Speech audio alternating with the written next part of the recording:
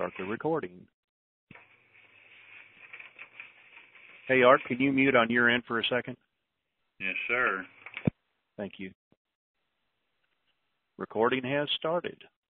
Let me get back to my board here.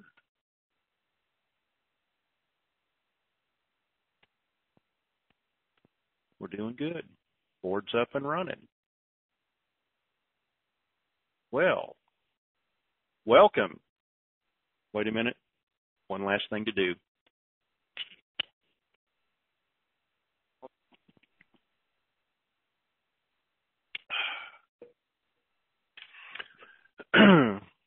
Must taking a swig of that good beer, huh? I just popped the top, and it is. Actually, I had it in the freezer for 10 minutes. I went from the refrigerator to the freezer for 10 minutes and popped the top, and that's how beer's supposed to be. Just chilling. So I'll be right back. Okay. So, welcome to the Wing It Call, February 24th, 2016. And by golly, it looks like we're pretty close to the end of this ride. Hallelujah. What else?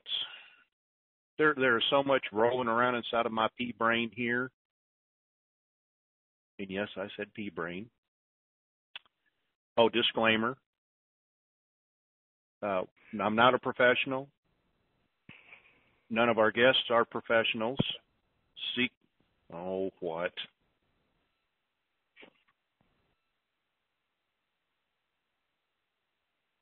I don't know why they're garbled. Are they really?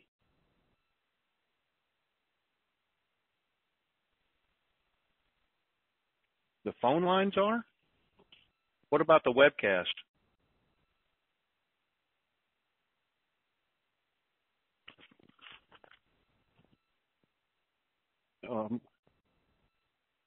Both are fine now. Okay, thank you. Give me a little pen.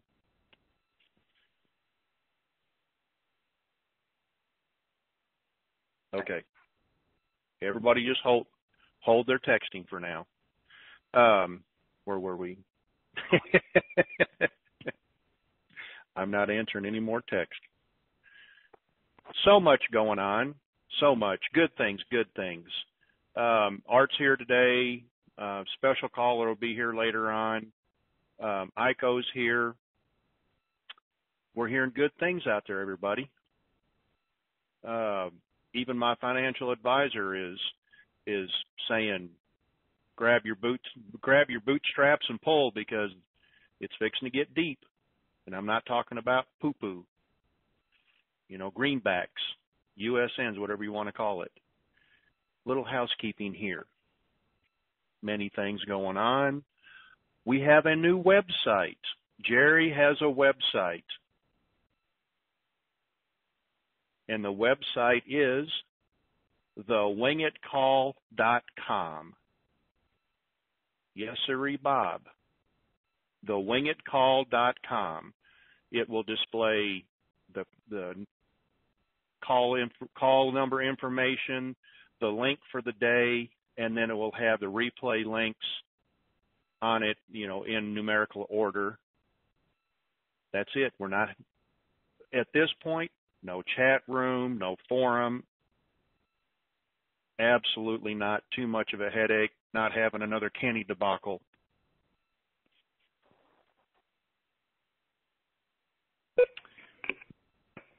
Go ahead, Art. Oh, no, I just unmuted my phone. Okay. I got a little bit more housekeeping to do.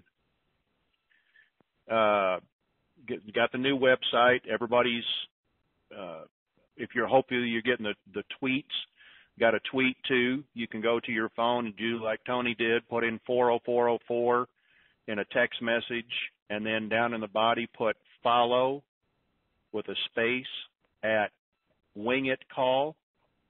Hit the send button, and you should get a confirmation that you're now following the Wing It Call. Been kind of busy yesterday. I was ignoring a lot of people because I was trying to get this up. This call and the website will be functioning post RV. Probably cut the calls down to maybe once a week, just so people if they want to come in and we can talk about it, but it might be selective. I might come out with a new number, and I don't know yet. I'm just trying to keep it to where we don't get a lot of riffraff in there, and I think everybody can understand that. Also, this is the best part. If you're transcribing the call, please do a good job. Don't just hit half of it and then send it on. And Gizmo, I'm talking to you. Transcribe it right, or don't transcribe it, especially when you're sending it out to other people. Let's see. Oh, I have Appaloosa, who is helping me with the WINGIT email. She's answering, helping me do that. And a group of us have band together and helped me with the website. And let's see, I think that's about all of the housekeeping. I guess we need to get on to business. Art, would you like to go first? Sir. Yeah, I got a couple tidbits I can throw in there. Some things we get on our call I won't, but I do have one contact who really isn't on our Intel call. She supplies info, and probably as good as anybody else's. A lot of it, as you know, we tell something that they've heard and it turns out not to be so or true, but I don't know how many times we've heard the TRNs are live. Well, she was told they became live last night at midnight. Heck, I heard they were live a week ago and 2 weeks ago, and so I don't know. I hope they're live. The whole world is going back to an asset backed, she said. Iraq has nothing more to do, and she heard that somebody told her that the TRNs were announced on CNN over the weekend. So she didn't hear it herself, but she said she was told that. So that is a possibility. One of our people did say that, and I can tell this, that they got a call from a friend who was watching Bloomberg TV and had an interview with Jack Lew, who talked about the GCR and the RV and talked to and said it more than one time. And got one more confirmation from another friend of his that heard the same thing on Bloomberg. So maybe somebody who is calling into this call can say they heard it too or whatnot. I don't know. I don't watch Bloomberg, and I don't watch a lot of the news. I'm too involved in this other stuff. But other than that, we heard it's just looking good for today. I mean, most of the info we got said that it's right there. I know Big Fish said that, and he may be on the call here, and I'm stealing his thunder if he is. He said he had friends out in Reno getting SKRs paid today. I heard they were paid 3 days ago. So who knows? Maybe they were, maybe they weren't, maybe they're just getting paid today. But we feel today sometime this thing still should go down. There was one little thing that did have to be taken care of, a little incident that came up that we understand is being taken care of. I won't talk about it or what it is, but they just said, well, it's been taken care of, and hopefully it'll be today sometime when it is where this thing can proceed. So I'll just leave my intel at that. I will make one complaint, and that is your music sounds crummy like mine does. Like my people tell me, you're playing that music and putting your phone down by the speaker, and it sounds crummy. I play it anyway, but it don't sound too good. It sounds kind of tinny, if you know what I mean. I realize we all can't be like Ray Wren and have a, what do you call it, be a disc jockey and have a professional setup or something like I guess he must have, but I just want to let you know that too. It doesn't come through too well. So in case there's something you can do about that. Let's hope that this is your last call, my friend, and you don't need any more after today. I will leave it with that. Yeah, no, I've got crappy speakers. If I wasn't so cheap, I'd go down and buy a better set of. These speakers are like 10 years old for the computer setup, and I know. Well, my speakers are pretty good actually, I think, but it just doesn't come through very good when you're laying the phone down by them. And I found most of my people complain it hurts their ears and it's kind of garbled sometimes and tinny sounding. And so I said, well, I play it anyway. They can just turn their phone off for a while until I start to call. That's the way I look at it. Exactly. All it is noise to let them know that the line's open and here, we're going to be here in a minute. That's right. all I'm doing anyway. That's it. Yeah. Anyway, that's my contribution for the day. Thank you, Art. We're going to go to Rockstar. Rockstar. Wait. Yeah. No, wrong one. Rockstar, hey, you're on. Got it? Hey, how you doing? Good. Glad Art went first.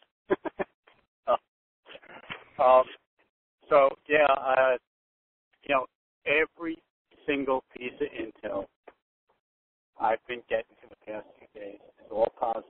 And today we got a lot of people jumping up and down and swearing this is it. And it's coming from all different points of the company, which is very encouraging. So I'm gonna make a statement. This is my opinion based on everything I'm hearing, that we will come out fiat to fiat, that the rates are going to be better than what we've been hearing, that it may not be necessary for a great many of us to even go for the contract rate because the market rates are going to be more money than we know how to deal with. And we're going to have a little time if we want to purchase other currencies as safety and diversification. We will have time to do that. We will be able to put it into bank accounts that are here in the U.S., that are foreign currency, that all those products have been set up for us in advance. So don't worry about this. I can't have an MCA account, things that we've been hearing because that's old technology. That is not new technology. And we are probably in better shape than we ever could have lived. So good luck to everybody, and keep learning and keep spending life. Thank you. Thanks, Iko. I'm going to go ahead and mute you out on this end. Okay. Okay.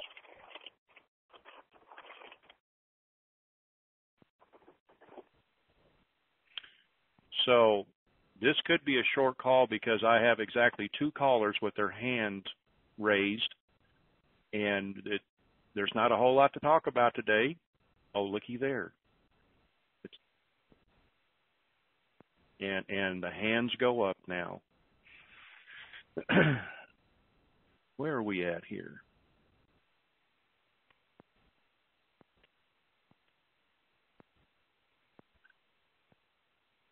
Dance Man, I need you to do me a favor.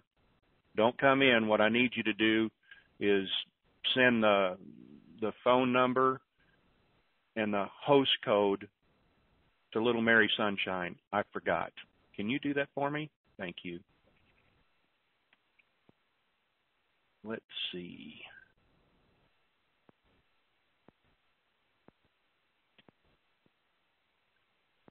I guess we're going to go to our first call. My special caller hasn't come in yet. When he does, we'll get to him. So we're going to go to our first caller. It says Manville, Louisiana. 985. Come on down. Ooh, sir, there's a Manville, Louisiana. Hello? Yes, go ahead. Hi there. I just first want to say thank you guys for everything. You're awesome. I listened to TNT for quite a few years, and I've gotten so much more out of your calls, I just can't explain it.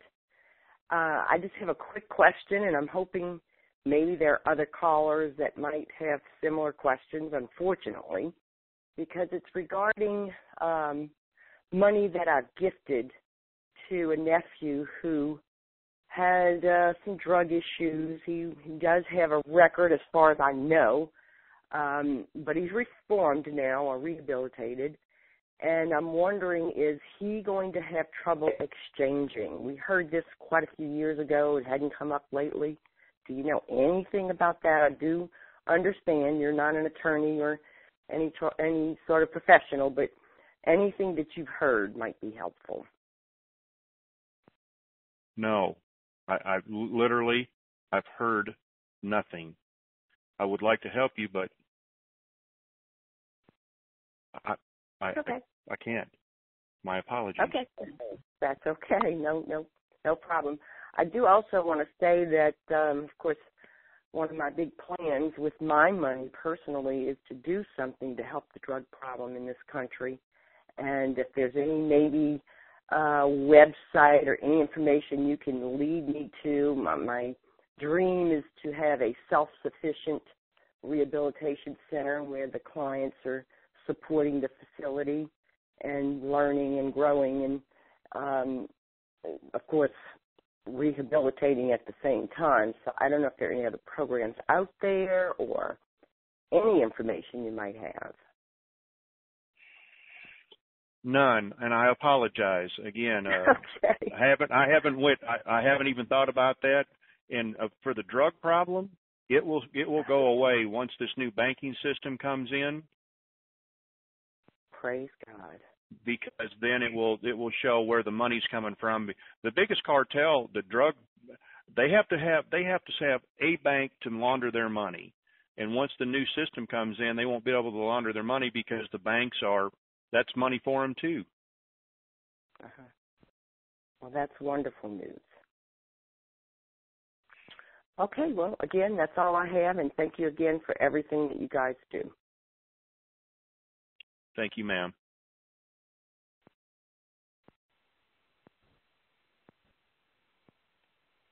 One minute, please, here.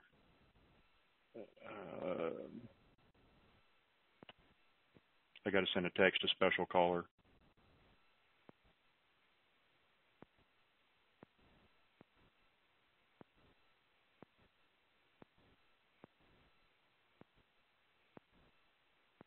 Special caller, if you're here, *2 to raise your hand because I don't see them. I gave you the host code to come in.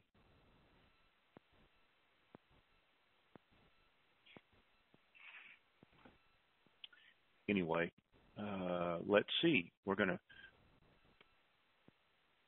go to our next caller. Sherman, Texas. Tex, come on down. Hey, Jerry, thank you so much. And I need to applaud you for successfully navigating the trenches to get to where you are today. And those of us that were collateral damage are so proud to be standing right here beside you. How's that? Yes, ma'am. Thank you very much. You're welcome. Now, I've got a quick question for Art if he's still here. Mm-hmm. He is. Art, if you don't want to answer this, I certainly respect you for it, but in our little local newspaper today, and I'm not exaggerating when I say little, but there was a rather lengthy article regarding Justice Scalia's demise. Is there anything you want to comment about, or can you shed any light on it? There's been so many things out. It was very derogatory stuff, as a matter of fact, that I didn't even pass on because it would really cast a bad shadow on the whole family. And, people, I don't know where they get some of this stuff from. And the thing of it is they did not do an autopsy, and there's no way to prove anything. These people are claiming that it was murder and this and that since there's no autopsy. And these casket's buried now, whether he was in it or not, or incinerated or whatever, we don't know. And I think it's best to leave that lie because of his family and just, in all honesty, so they can just get on with it, Just, if it were me, I want my family not to have to worry about any kind of accusations being made as to what may or may have been and so forth. That's kind of the personal way I'm looking at it. Certainly, I respect that, and I agree with you. Okay. Mm-hmm. Thank you so very much for everything that you do. And I will mute out. But that's not saying I won't be back, but I'm muting out for now. Thank you, Jerry. Okay. Hit *2 to put your hand down, please. We're going to go on to our next one.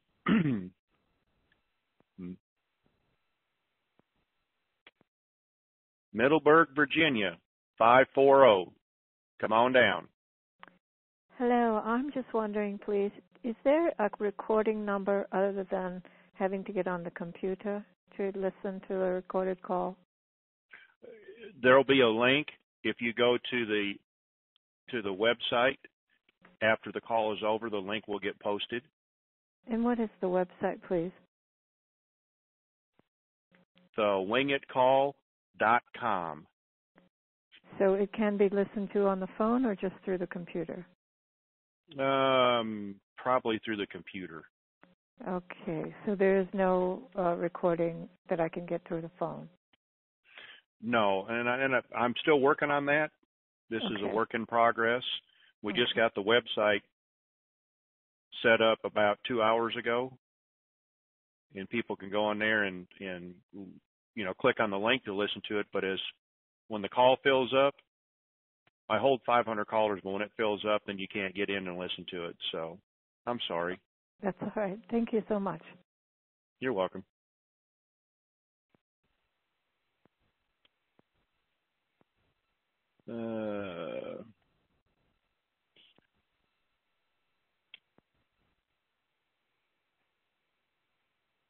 Robert, I do not see you.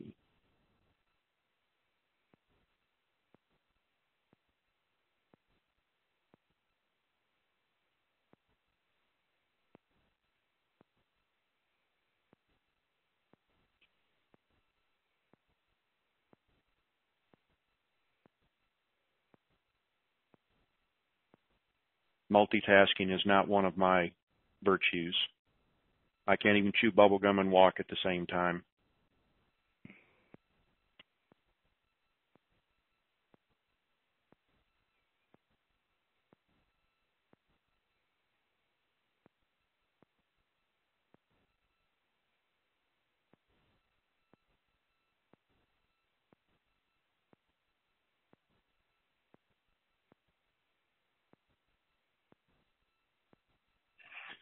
Okay, sent that text off there.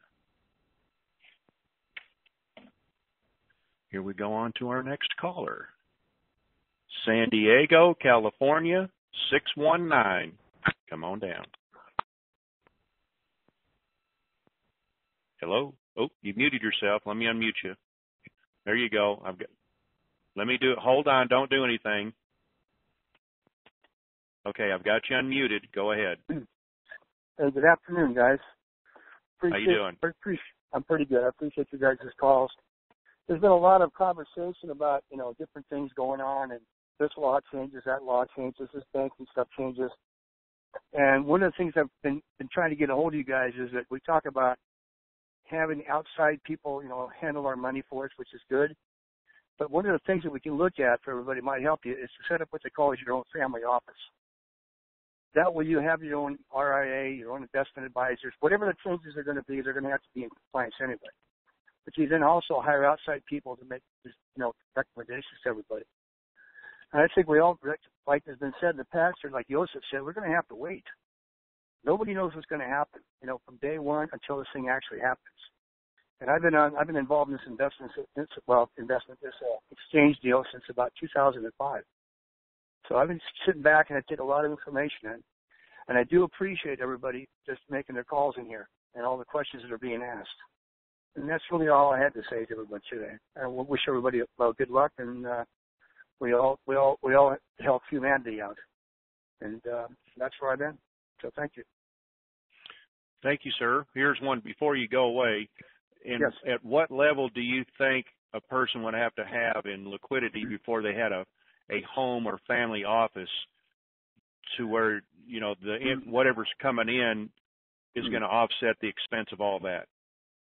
I'd say $25 million. There's different levels of family offices, okay? And $25 million and up. And then you get a little more sophisticated, you're going to have more than one person on staff.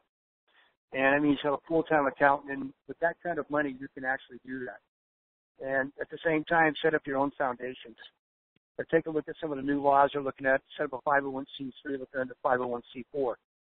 There's a lot less restrictions under that by the government, so they can't really take charge of you all the time. So a lot of really good things have been happening over the last few years. But $25 million and above, That makes sense. And then what you do is it's basically what they call a family wealth. It's your own bank. You don't give money away to the kids. You don't give away to your grandkids. They have to come to you, and they're going to be part of that other family office with you as a business. So, yeah. Thank you, sir. You're more than welcome. Have a good day, and good luck. If you'll hit star 2 to put your hand down. Let me see here.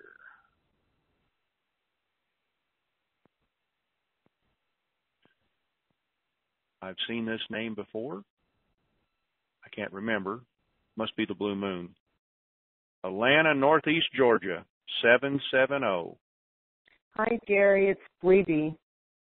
I have 2 questions for you, and thanks for taking the call.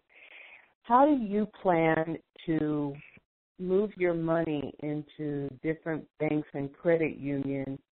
But let me give the other part to that. If I wanted to put money in 2 different banks and I go to make my appointment, do I tell them everything that I have when I go to my first appointment, or am I only sharing what I want to deposit in that bank, and then, I have some more for another bank? That's question 1. Well, you're going to have everything at your first appointment in the one bank. Okay. And so then you're just you can do a wire transfer to your other bank, and that way you don't have to have the men's club helping you out carrying all your cash over to the other bank, because that I could see you out front with all the guys in their little getup following you to the next bank carrying all your money. Well, no, it's not like that. But what I'm really, so if I'm trying to negotiate with them and get a high rate, and then all of a sudden I'm telling them, but I want to take this amount and wire it to another one, does that kind of deaden the deal? Well, they know that you're probably going to do that because you don't want all your eggs in one basket. Right, right. And if you have a financial advisor, they're going to have you spread it around to different banks. So it's going to be a given. They're going to try their best to have you keep it in the same bank, but just look at them dead in the eye and say, would you put all your eggs in one basket, sir? And should I try to get that done on that day or when I make my next appointment with the wealth manager?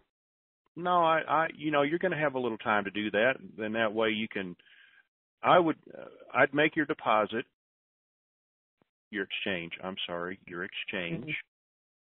and then get your little team set up. But if you know another bank that you want to use, go ahead and set up your LLC, your trust, or whatever it is with the other bank, and then do a wire transfer to that bank. Okay. And now the second question I had, I hear the fiat backed and the asset backed. Is there something that's going to make a difference to us when we go do the exchange if it's one or the other? If it's fiat to fiat, then you're going to get the better yuan rate, so that when you go to put your money over there, it's like a second RV. You've heard us talk about that, but if right, and if it's asset backed, it's going to be 1-to-1, but you still don't want all your eggs in one basket.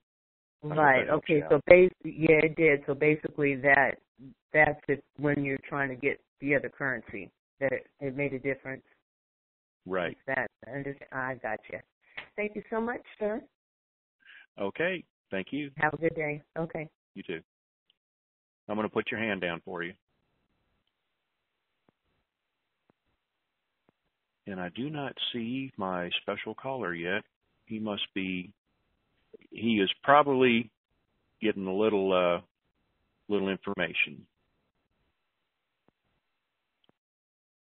Weatherford, Texas, 817. Come on down. Yes, this is Betty.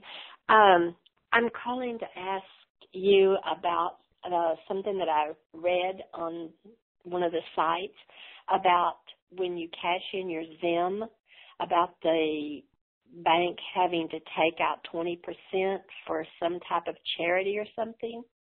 Can you elaborate on that? Whether it's true or false? I'm going to give you the easy answer. No, I don't know. You don't know? Or no, I don't know. But we won't know until we get there. I wish we did.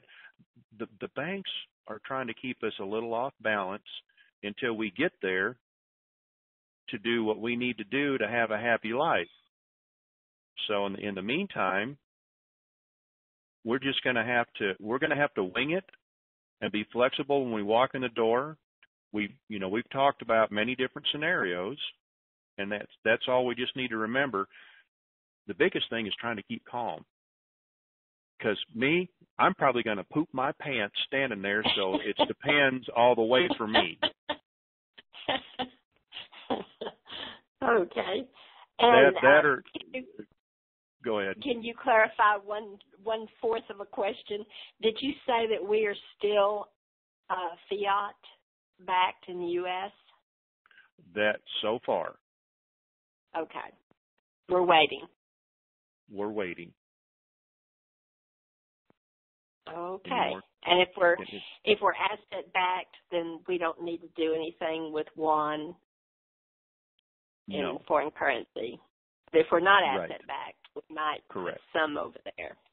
Right. And is it safe to do that in yuan? I keep hearing it's good. They're a reserve currency now. Absolutely. Okay. All right. Thank you for taking the call. And if you don't like to put a whole lot into the yuan, you can do the Swiss franc. It's pretty stable. We've talked about the Norwegian krone. You can even do the Aussie dollar if you want. Oh, okay. Just a couple things. Okay. And that was Norwegian? Krone, yes. All right. One of my favorite cruise lines. There you go. All right. Thank you, ma'am. Okay. Thank you so much. Jerry, did you do your disclaimer? Yes, I did at the very beginning of the call. We are not responsible for, we're not financial or lawyers or attorneys. Hold on there, Iko, you're pretty noisy. I'm not a financial lawyer, attorney, advisor, accountant, CPA. I'll probably miss some there. Private banker, wealth manager, and all this is just our opinion. And I'm not responsible because I'm going to be making enough of my own stupid mistakes. Iko, I'm going to unmute you and bring you back in. Go ahead, Iko. Yeah, I just wanted to make sure you did that. And now I forgot what I had to say because I was leaving the grocery store. So I'll think of it. Once you meet me back out. Okay. I'll remember it. Yep. All right.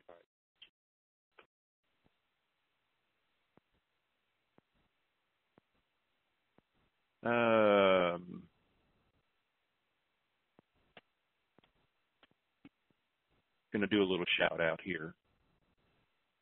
Pastor, maybe you can find out when special caller might be available. All right. Here we go. Next caller. Ludington, Missouri, Mississippi, Maine, I don't know. 231. Jerry, one of these days we'll get it right. It's Michigan. This is the Big Fish. Hey, Fish. How you doing? How are you today, bud? Pretty good. Give us Great. the 411. This is the Fish 401. Okay. Okay. Thank you, Art, for sharing what I heard with you. I did receive a call this morning from a friend that has a friend of hers in with the SKR, him and a group of his buddies in Reno. They did make deals to exchange this morning. So that's good with that. like Art said, we've heard this 1,000 times over the last how many ever years that any of us has been in this, and just want to thank you, Jerry and Iko and Art and everyone for bringing this call to us and your time invested into it and whatever other things you have invested in making this happen for us. Also, excuse me, we were told before, back even when Winston was on the TNT calls, DC, right, that we were to keep our dinar currency separated from other currencies when they are exchanged and put into our accounts. So much has been going on and changing over this period of time since we've been hearing that. We have not heard that for quite some time. If Art or anybody can give anything on that, I'd like to hear something on that. If we are still nothing on that on Big Fish has really changed. I still do that just to be on the safe side. Or if you don't set up another account, what you can do is do a transaction for the dinar only. Get your deposit slip that shows how much dinar you did, and if you're still going in the same account, when the IRS or whoever asked you how much, do you have or did you exchange, you've got a deposit slip that shows strictly for the dinar, and then everything else. That might be a solution also. Right, and that's what I've always intended on doing since, we first began having this discussion back with Winston. Right. I just more or less brought that up for further awareness for those that have not heard of this. That is still a item out there that needs paid attention to during your exchange. Also, and it's like Iko said, in the waiting for this to happen, all of the times it's been stopped and delayed, that's only been making it better for us when we reach that point to do our exchange. So, absolutely. Well, thank you for bringing all that in Fish. I don't have anything else. Well, after you is our special caller, so I'm going to mute you out and bring him in because he has a limited amount of time. Thank you for calling in.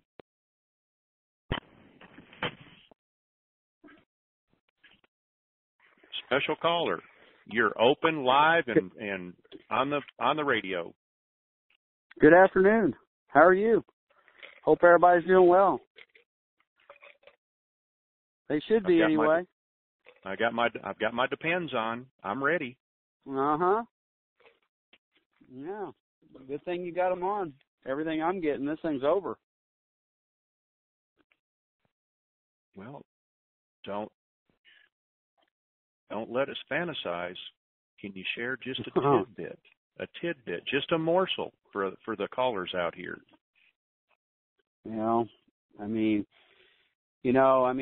There's so much going on behind the scenes, and there's so much going on, out there that you really, if you've been in this a long time, you can just pay attention and know that we're at the end of it. There's just so many things happening, and every contact that I have on the banking side has said that this thing's done.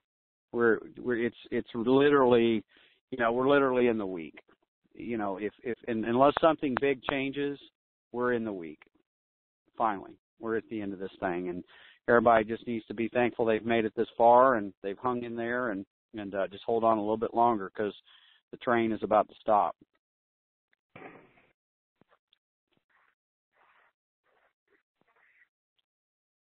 And that's what I got so far.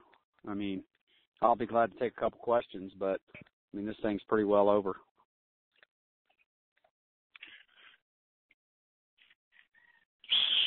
Yes.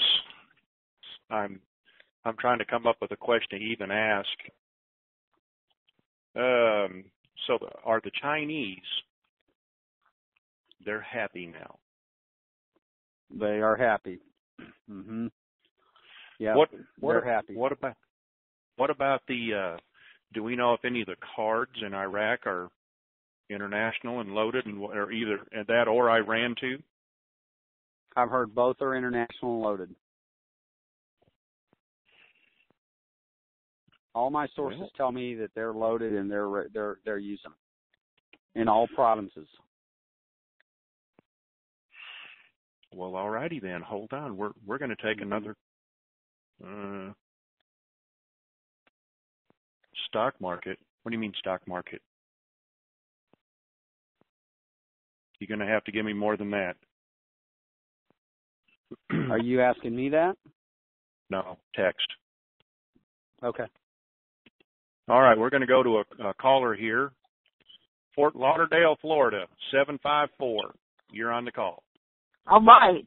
Hello, Jerry. Thank you for taking my call. I'd like to ask a question regarding annuities.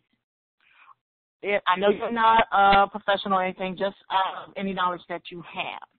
When we have annuities, are the banks allowed to use that money for investments?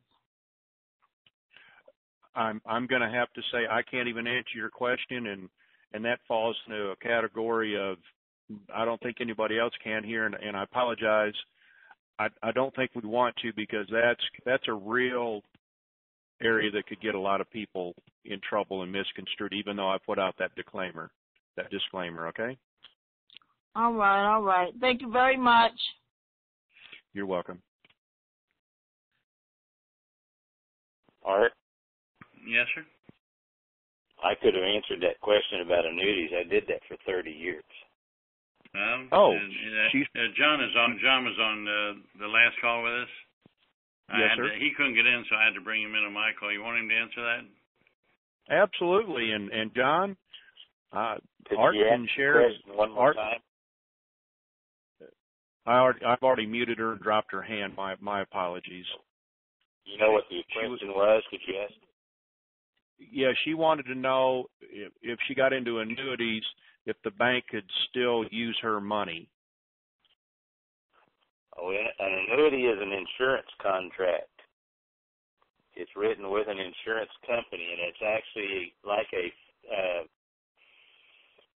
a tax-deferred vehicle, so all the interest inside of annuity is tax-deferred. It's actually the bank has no control of the money inside an annuity because it is an insurance contract itself. It's not a vehicle that the insurance or that the bank itself sets up. They said if you get an annuity through a bank, it's actually set up with an insurance company because you have a beneficiary, just like a life insurance policy in the sense that you have a beneficiary and all that stuff, but without the fixed death benefit that a life insurance policy itself would have. But it's just an insurance company contract. It's not a bank contract. It's an insurance company contract.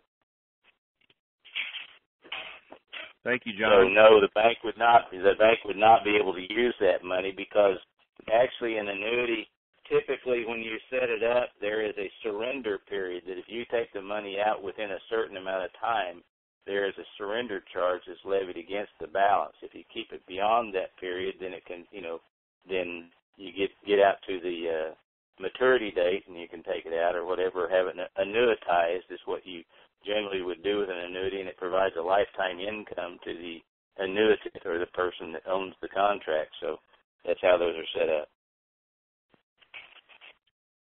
Thank you, sir. I hope that helps. Mm-hmm. It did, and Art, if you want to give him the codes to call in for the host code, you're more than welcome to. Okay. next caller is going to be a web call. Yelm, Washington. Yes. Ooh. Can you hear me? Up. Yes, ma'am. Hi. Yeah, thank you for taking my call. I got a quick question about a multi-currency account. Say, for example, if I when we do the exchange, and I say just for easy calculation, I take $100, I get yuan, so I have $650. Is that 650 American dollars or is it 650 yuan?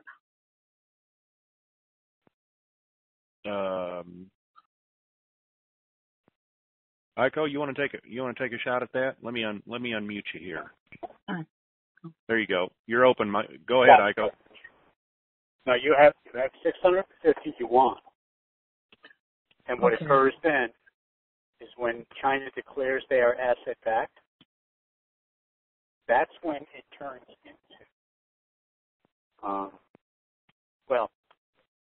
into the potential to be $650 US. All right. But then you have to wait for the US to say, okay, we're asset backed too.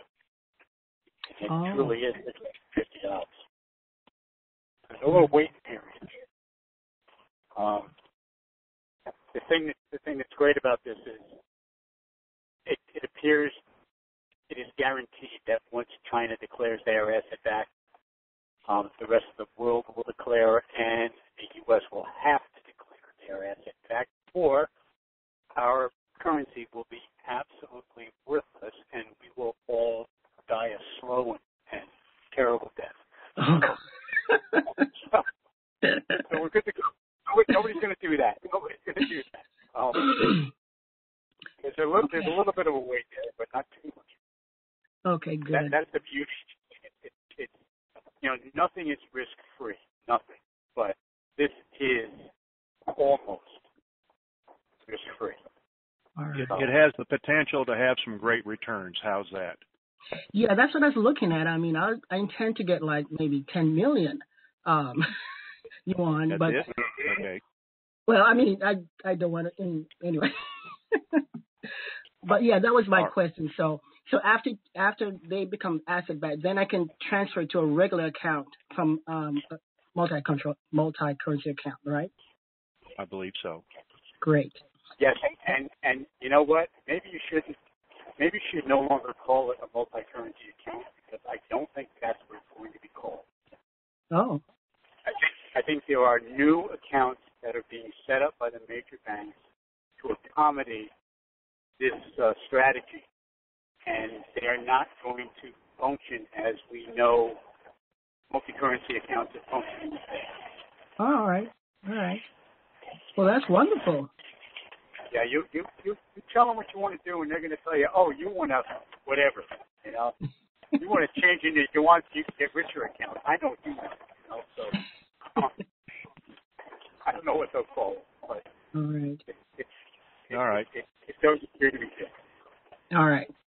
Thank you, Iko. Ma'am, any more questions? That's all I can think of right now, but thank you very much for taking my call. Thank you for...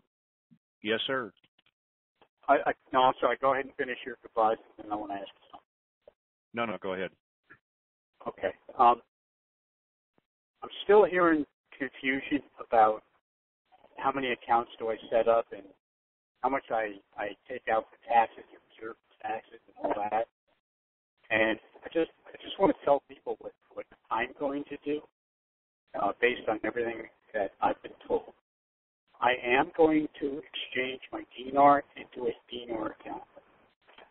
Into an account called dinar. I'm going to exchange my Zim into a Zim account. I'm going to change my Dong into a Dong account.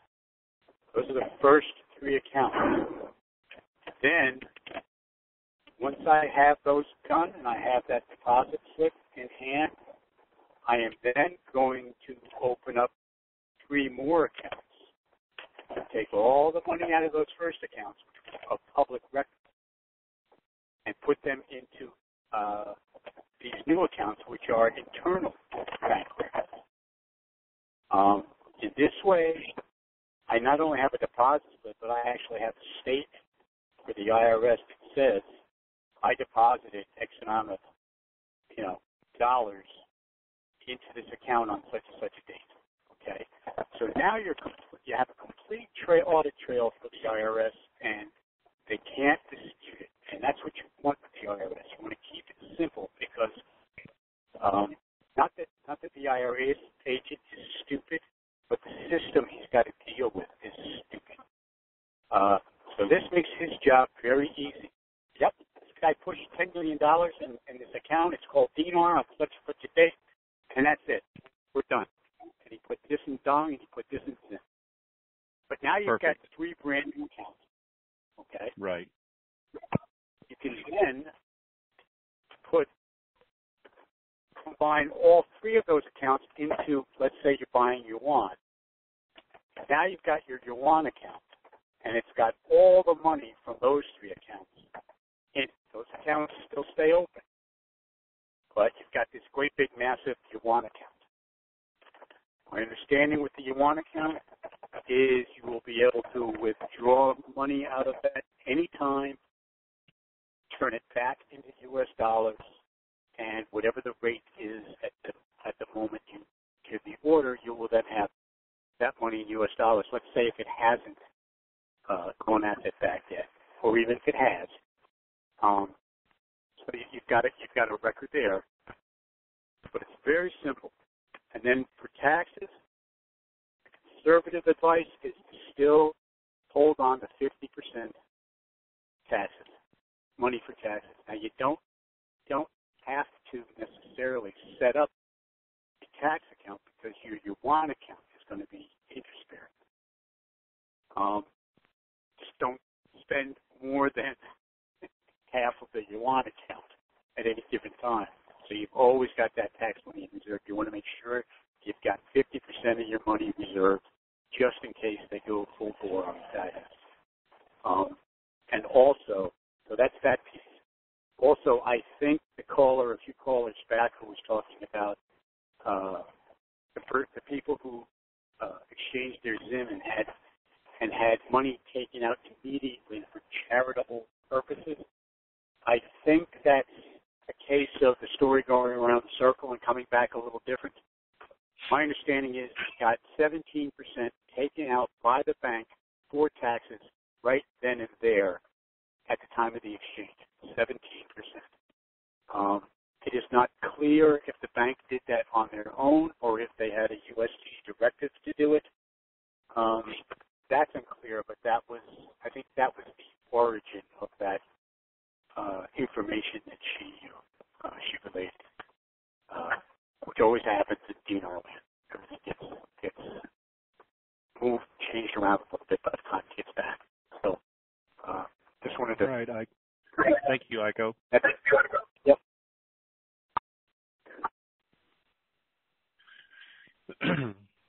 Our next caller is in Houston, Texas. Jan, 713. Hello, Jerry. How are you this afternoon? Blue Moon is going down good. How about you? Oh, well, I'm not working on Blue Moon yet, but I have a question for Iko and or special caller.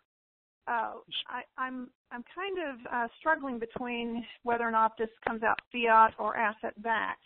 I keep obviously hearing both, but my presumption is that any of the new products would be associated with the new banking system. And if that's the case, I wonder about our ability to do some of the things that we've talked about doing if we are, in fact, fiat-backed when it comes out. Well, my second question is... Hold on. Let's answer your first one first. I can answer that one.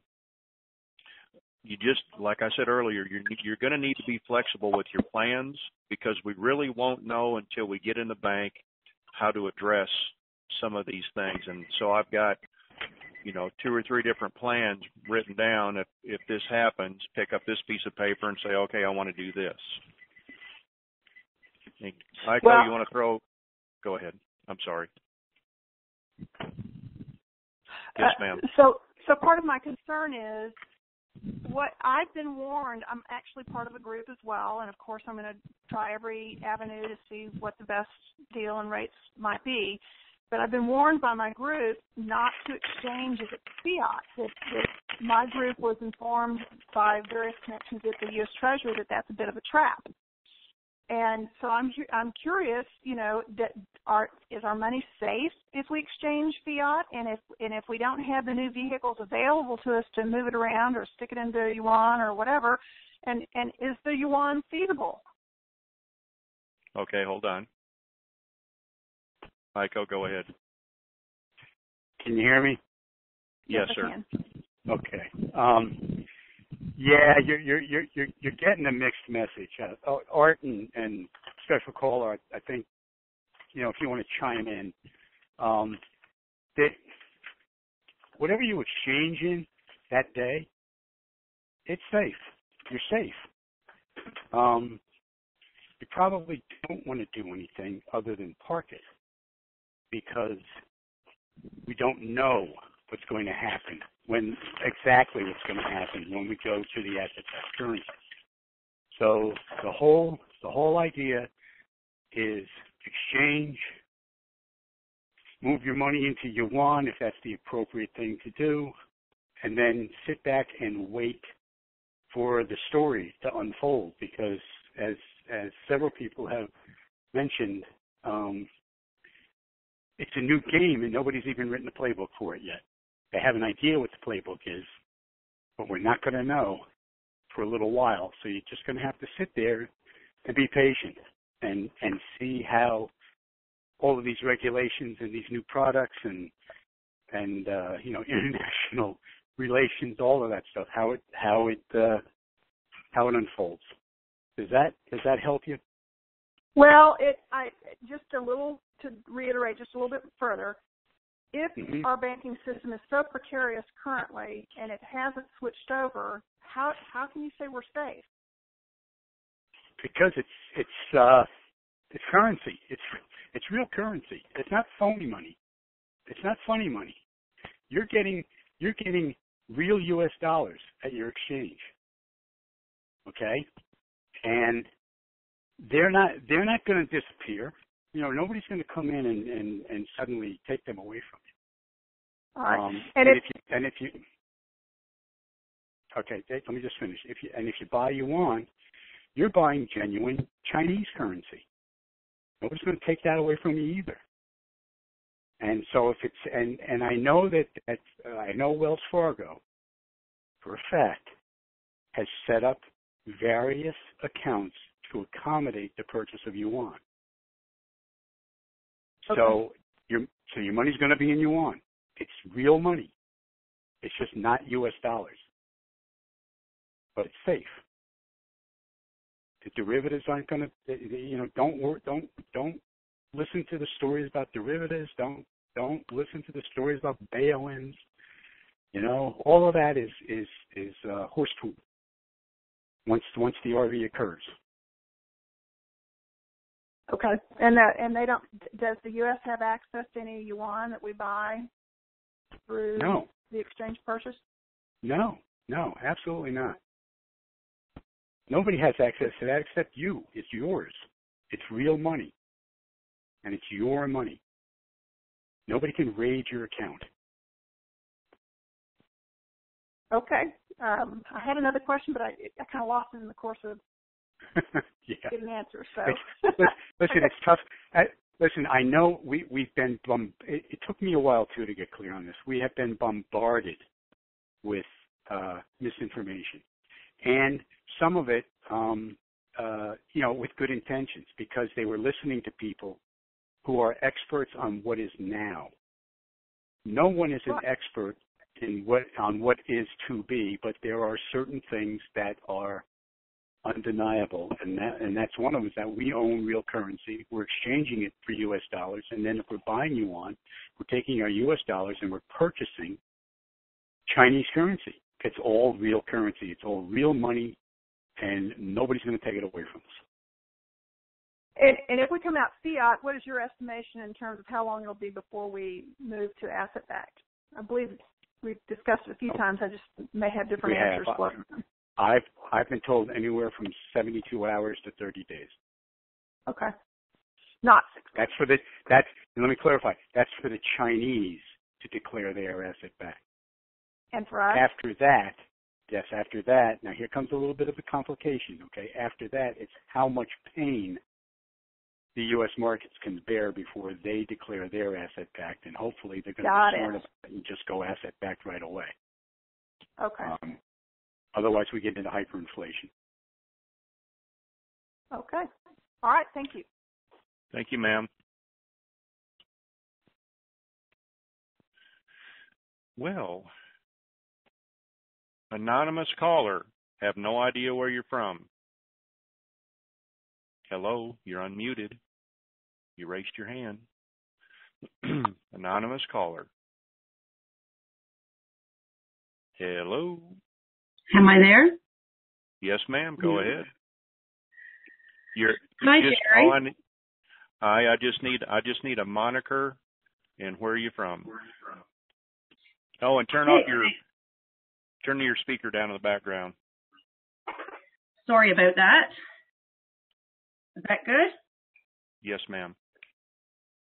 Okay, I'm calling from Newfoundland, Canada. Go ahead. My question is, Jerry, being in a small province of Canada, I don't have any Wells Fargo in my area. But once this goes international, does that mean that I can go into any of my local banks for my exchange? Absolutely. Okay, so it will all. They're going to want your money. So it's all at the same time. Yes. Okay, and my other question is, I've learned a lot, but there's some things I'm not quite positive on. Now, when I was looking at some rates marked that said international and then market rate. What does market rate mean actually? Your international rate is going to be your standard rate day in and day out. Market rate is what the hedge funds and other people who want it drive the market up a little bit on that money. It's like, I want that, and I'm willing to pay this for it. And then the lady in the background says, hey, I want those pair of jeans, and I'm willing to pay this for it. So the market rate is what drives up the price over the international rate. Okay. And then talking of contract rates, now we do have some plans in order to, first of all, create some businesses that would help out people. We live in a very, very small local area, and it is a place where there's some things needed that's not here that we plan to build and employ people and, provide services for people of our area. So would that get us in on a contract rate? Possibly. That would be humanitarian things. You can. And I'm glad you brought this up because I was going to say after your call, I was going to address this. If you hear the words, go ahead and exchange, and when you get to your wealth manager, talk about it, and then they can give you a better rate, I apologize for this, but that's a bunch of bullshit. Once that currency leaves your hands, what leverage do you have? None. Right. Because even though you've got $50 million in the bank, the bank is going to get, when they turn that currency in, this is like a used car salesman. You don't want to pay a whole lot, and he wants you to pay more than what you're willing to. So you got to negotiate about it. And he's going to say, well, let me go talk to my manager. I don't know if I can do that. And you get that back and forth crap going on. When you're standing there and you've got cash in your hand, you just have to be prepared to pick your cash up, your currency up, and walk back out. And we've already been told not to let them do that. And as long as you're not asking for some exorbitant rate, because when the bank turns your currency in, they're going to get a whole lot more by giving you a smaller rate. They're still getting a big rate, like the dinar, the sovereign rate for the dinar. In Gizmo, make sure you get this down properly. I'm saying the dinar sovereign rate, that's country to country, is $80. We're not going to get that. So that's what the banking institutions are going to get off our money, you're saying? They're going to get a whole lot more. They may only get $60, but still. So we've heard that some people might get $30 for the dinar. They're still getting $30 on top of it. So you can apply that to each currency. It's just a different figure than what the dinar might be. Does that help you out? Right. Yes, definitely. And, you know, as desperately as we want to get this now, especially to start projects coming up, spring is when we need the weather to build. So as desperate as I am, I've learned a lot, and I will definitely not let my money go unless I'm totally satisfied. Exactly. It's kind of like saying, I'm just a little pregnant. Well, how did that happen? And can you take it back? No. It wouldn't work in my case right now, but you know. Well, you know what I'm trying to point out here. Yes, definitely. Well, I want to thank you for taking my call, Jerry. It's actually the first time we listened quite a bit, but it's the first time I ever put up my hand. But we enjoy your shows, and thank you very much, and enjoy your blue moon. Hey, Chair, I want to interject something. Are you pregnant? No, I am not pregnant. You talking to me or her? I'm listening, Art. I'm sorry. Yeah, actually, it's Aiko. I want to expand on something that Jerry said and make it clear. If you've got nothing but local banks around you, let me ask you something. How close is the nearest Wells Fargo or Third, Fifth, or Bank of America or Chase to you? As to my knowledge, there's only one Wells Fargo in Newfoundland, and what I looked up online, it doesn't seem to be an actual bank. It's some other type of business with Wells Fargo. And we have no Chase in Newfoundland now. We do have TD and RBC. Oh, okay. You got TD. Yes. All right. The thing I want to caution you on is what we're being the latest and greatest intel is that you want to get into the bank sooner than later. And I don't know, and maybe somebody else can correct me on this, but I don't know if the smaller banks are going to be in on this the first few days. That's what I was wondering. Yeah, TD will be. I mean, TD will? So my advice to you would be call TD Bank and tell them what's going on and let them direct you to the nearest branch, because you want to get in there and exchange sooner than later, especially if you want to go after contract rates. And I still don't know, our special caller, maybe you know about this, are other banks going to be able to offer the contract rates, or is it only the big 4 or 5? Yeah, I don't know for sure. Special caller's gone. Depends if you're with a group, or if you're with a group and they've contracted for higher rates. I don't think it matters what bank you go to. If you're carrying that email with you, you know. Okay, I'm not with a group. Well, you have to negotiate yourself, I guess, on that one. So if you're not with the major banks are Wells Fargo, Chase. Like, I'm thinking, even if I had to leave Newfoundland, like, would that can travel to Ontario? I know the rest of the world is full of aliens. I've been to Newfoundland twice, so I would get my butt down to Maine as fast as I could into Portland and go to a Wells Fargo. That's what I would do. Oh, wait a minute. I'm sorry. I take that back. This is international. Yes. Yeah. So maybe if I went to Ontario, if I wasn't happy with the rates here, to a Wells Fargo there. Well, Ontario, yes, absolutely. Yeah. And Okay. if there's a Wells Fargo in Ontario, and you can afford to hop on a plane or get your car and drive. What is it, 9 hours to Ontario? No, it's like 3 days and an 8-hour boat ride. Oh my God! It's hop on the plane. It's worth every penny. Charter a helicopter even if you have to. Especially if you want to go out, especially if you want to go after that contract rate. That's an educated guess because we don't know how Canada is handling all this. But TD is going to be able to give you a real good insight. And they're such nice people. They're at least down here, they're very straightforward and full of information. And I never get a bad vibe from TD. So if I was so that to might call be the way up to go. Yeah, call them now and say, to hey. give them a heads up.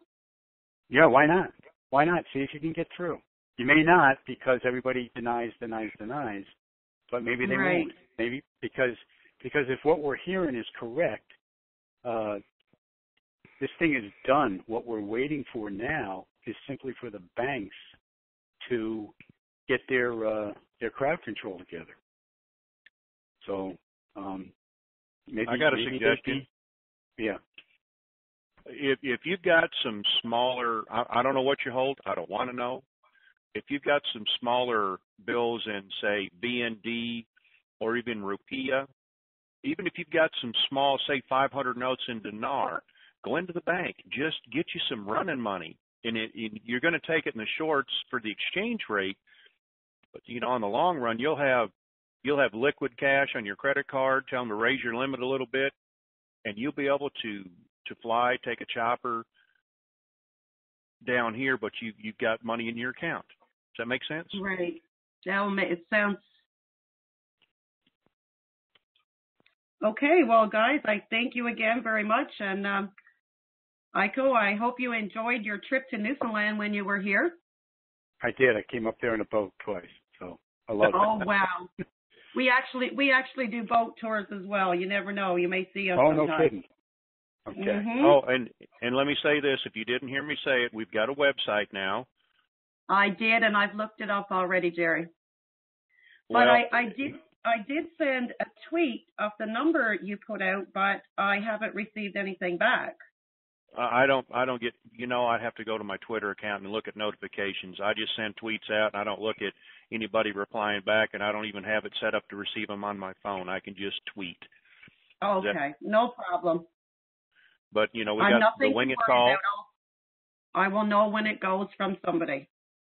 Well, I'll send out a tweet too, and we're going to use a code word here. Depends. Pardon me? Okay? We're going to send out. I'm going to send out a tweet for RV, and the code word is depends. Okay, we'll have lots of those ready. Okay. What is ma'am. your Twitter? What is your Twitter account, Jerry? Did you ever follow Tony's tweets? No. Okay, so in a text message, up there where normally it shows a person that you're texting, make sure it's blank, and put 40404, and then down there in the body of it, put follow with a space, the little @ WINGIT call. Okay, and hit the send button. I did that today actually. Through a text. And did you get a tweet? Did you get a confirmation that says you are now following the WINGIT call? No. Now, would that come back on my Twitter or back through my text message? Through your text message. No, I did not receive anything back. You're doing something wrong then. Okay, I will try again later. I don't want to hold up your calls anymore. All right. Thank you, ma'am. Thank you, guys. Have a great day. Bye. Art, did you want to come in? Yeah. I got a email, and I think this could be on dinar recaps. I'm not sure, and it has to do with actually what we heard on our Intel call earlier today, but it expands upon it. It's a situation report Wednesday at 12 noon which is today. It's confirmed sovereign elder leadership agreed to commence with the RV or Operation Sunrise on Monday, 2/22 at 8 Central Time, Sunday, 2/20/16 at 1900 Eastern Time. Benevolent assistance was requested and given per universal law governing divine life force free will. An initial AIIB authorization ping was sent and returned worldwide by all central banks on Tuesday, 2/23 at 12 Central Time, 12 noon Central Time. Monday, 2300 Eastern Time. I don't know why they got that in parentheses. An accurate metaphor would be that humanity scored its long-awaited RV touchdown. A second AIIB performance ping was then sent out, but was not returned by 70-plus central banks on Wednesday, 2/24/16 at 8 o'clock. That's today, and that's what we were discussing on our call earlier. Because not all central banks worldwide complied, the entire operation was delayed. All proceed or non-proceed is a standard protocol in the GCR RV arena. As of this situation report, it is unknown if the matter has in fact been resolved and the process restarted. An accurate metaphor of this event would be that humanity is patiently waiting to kick the extra point after a greedy delay of game penalty was called on the cabal.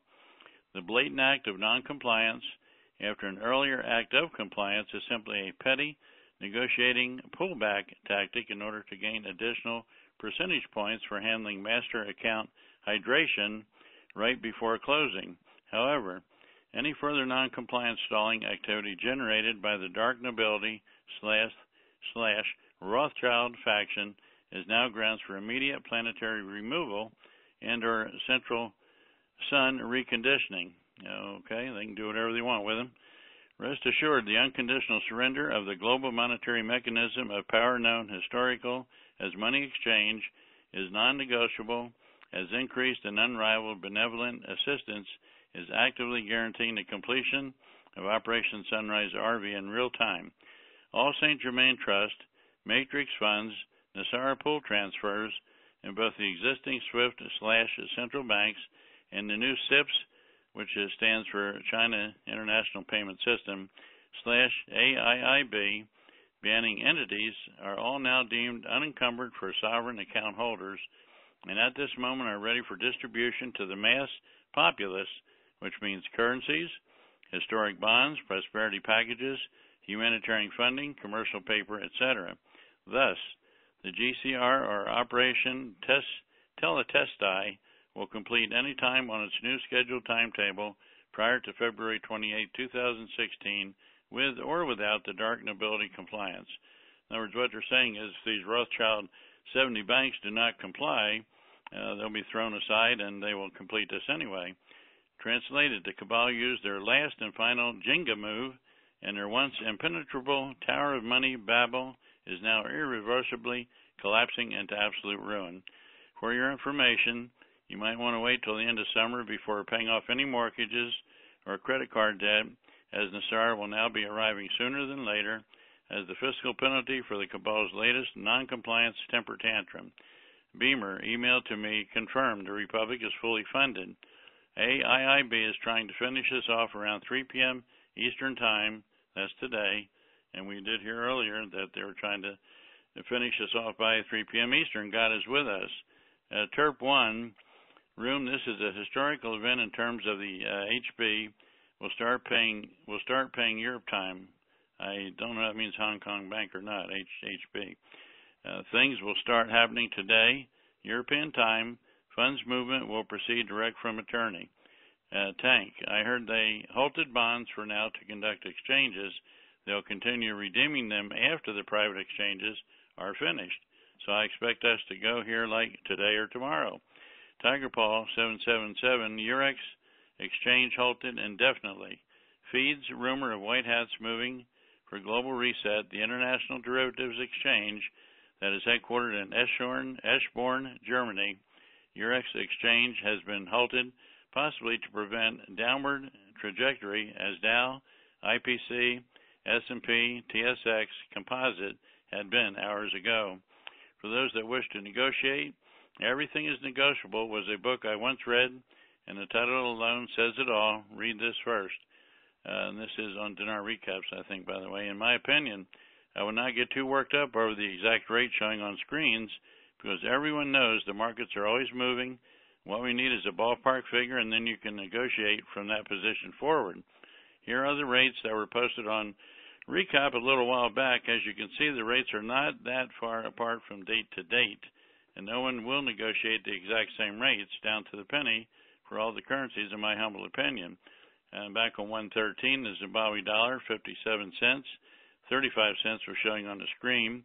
Subtract 6 zeros from trillion notes, 3 zeros from billion notes. Million notes and below are to be considered as par or 1-to-1. Number 2, Vietnam Dong, VND or VNN, 460 plus. Iraqi dinar, 710 plus. Indonesian rupiah, 180 plus. Afghanistani Afghani, AFN or AFA, 140 plus. Iran Rial, IRR, 360 plus. Philippine peso, unknown. United States notes, unknown. China renminbi, yuan, unknown. Greek drachma may or may not be in the first basket. Then on 130, 2016, here are the rates that I was told are available. Dinar 341 up to around $8. Dong 2 plus up to $6. Zim 3 cents to 36 cents, or maybe up to 57 cents.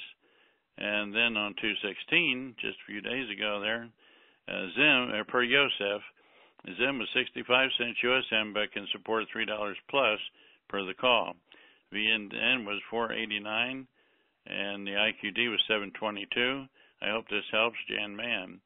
Operation Disclosure, Intelligence Alert, February 24th, 2016. The Cabal delayed the RVGCR again. This was their last and final move. Operation Telestai is still complete. Operation Sunrise remains imminent. The Cabal only have hours left. This is the final stretch. There you have it. Thank you, Art. Good stuff. Absolutely. I'm liking those rates.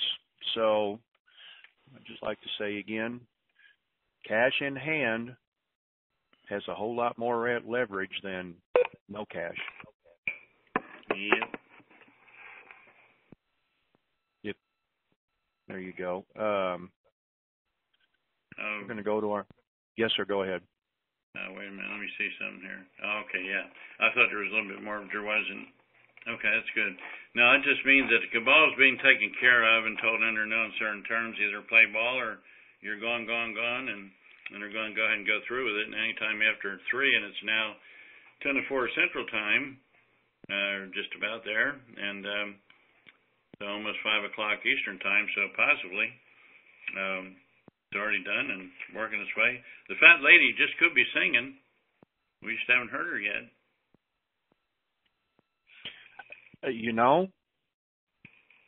I'm not. No, I'm just going to say yes. Please make it so. All right. Thank you, Art. We're going to take another caller here, and Middleburg, Virginia, 540. Come on down. Middleburg, that's you. You're flickering. I didn't press the button. Oh, do you want to ask a question? No, I don't have a question. Thank you. Okay.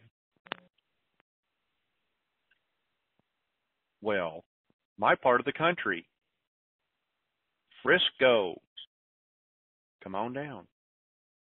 Frisco, Texas. Hey, Jerry. Am I on, Jerry? Yes, sir. Okay, good deal. Great call. I like what Art said. I've got a question for Ico. If he's still there. No. We're not talking to him anymore. He's okay. He's all talked out. Okay. Well, no, go ahead.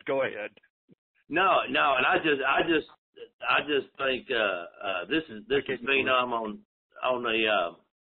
the WSOMS board, and oh no, you shouldn't have said that, because now you're going to get banned. I've been banned for many places in my days, but No, I just tell him who I am. I think he recognizes my voice. I just want to thank him for all he adds to the Denard community and everything I've learned from him. And Jerry, I appreciate you getting this call together. By far, it's my favorite call since he started a month ago. And I think I've learned more in the last month than I did in the first 3 years. And I listened to Ico, and he said, managing $1 billion is going to be a full-time job, and I'm glad I was pre-warned. I appreciate that, sir. But my question is the job for $1 billion? I've got a lot of people I talked into buying Zim, and some of them are heavy, so I'm not speaking for myself. And for somehow I kind of got to be the go-to guy, because they're kind of let me know when it happens kind of guys. So I'm afraid they're going to end up with so much money they're not going to know what to do with it.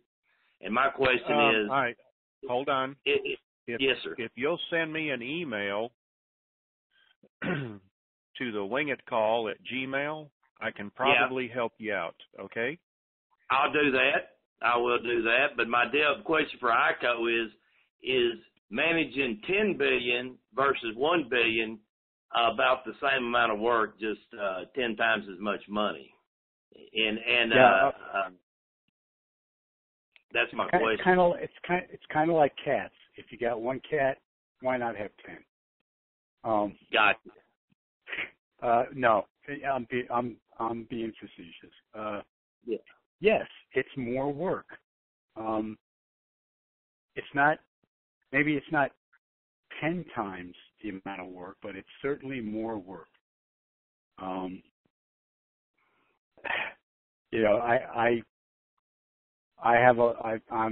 very afraid for folks who have never had money having even $100 million, let alone, 10 or 20 billion. I'm just, and it's a crapshoot. You got to get professional help with that kind of money. You have to, and you're going to need to get the right guy real quick. I don't mean go out and just choose anybody, but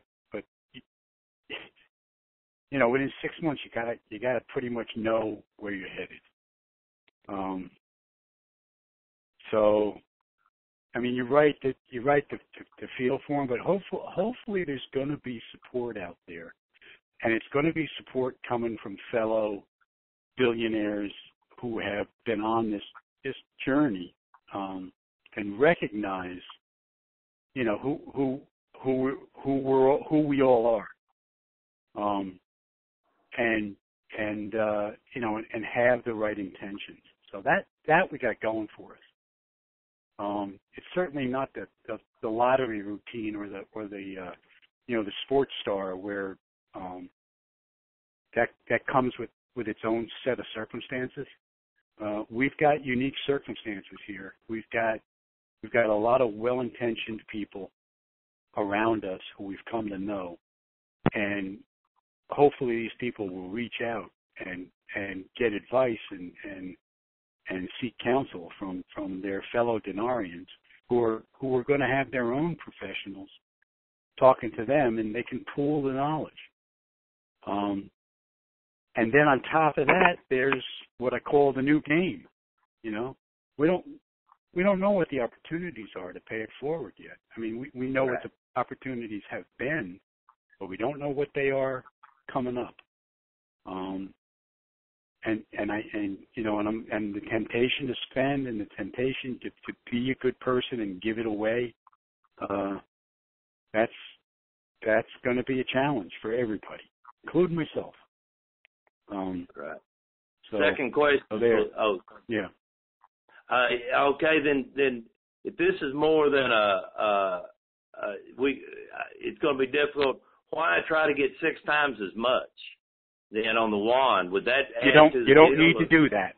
Yeah, you don't. I just talked to somebody today who we just. I've been talking to her for about a year now, and she was like, that was the question she asked me. And I said, there's no reason to do that. You don't have to do that. Gotcha. I'm doing it because the business model I need to put these drop-in centers nationwide demands that I have a huge endowment. If I'm going to go for 4% off my endowment to fund drop-in centers in all 50 states, and the staff required to make that happen, that's a heck of a lot of money. So yeah, I'm doing the yuan exchange, but I'm not doing it for myself. I got more money than I could ever spend for myself. I'm doing it for the foundation. And creating more jobs. Create more jobs, creating a lot, yeah, and all of that. If you're the kind of person that has that in them, if you're an entrepreneur, or if you know of something that you really want to support and you want to give it that much money because it needs that much money, then go ahead and do the yuan exchange. But you don't have to do that. You really don't. There is a safety issue, though. I want to keep that present for everybody. There is a diversification and a safety issue while the world is going asset back. That's the other consideration. I need to point that out. I don't want to leave all my money in U.S. funds unless it's asset to asset. Then I know it's safe. But until we are asset to asset, I have a concern. Not that the bank's going to come and take my money. It's not. The market forces are going to come and take my money. So if you don't want to get 6 times your money, then you know what? Diversify into Swiss francs or diversify into Canadian dollars. Diversify, but the diversification aspect of spreading the risk right after we exchange, that's an important one. You could diversify into 4 or 5 credit unions. They're only going to take $5-10 million of your money. That's all they're allowed to take. So let's say you walk away with $50 million. Put it into 5 different credit unions. You'll be a hero. Each credit union. Heiko, when you get up to $1 billion, your financial advisors are going to, if you don't have a passport, get a passport, because some of them are going to tell you need to diversify over in a legal offshore account. That's correct. Correct. Yeah. So I hope everybody's gotten their passports already. And here's another thing.